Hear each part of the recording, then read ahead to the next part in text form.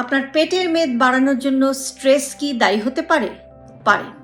আপনি যখন অনেক বেশি স্ট্রেসে থাকেন তখন আপনার শরীরে কর্টিসল হরমোনের রিলিজটা অনেক বেশি হয়, অর্থাৎ আপনার শরীরে কর্টিসল হরমোনের মাত্রাটা বেড়ে যায়, যেটা কিন্তু আপনার পেটের চারিদিকে মেদ জমাতে সাহায্য করে, কেননা এটা আপনার ফ্যাট স্টোরেজকে প্রমোট করে।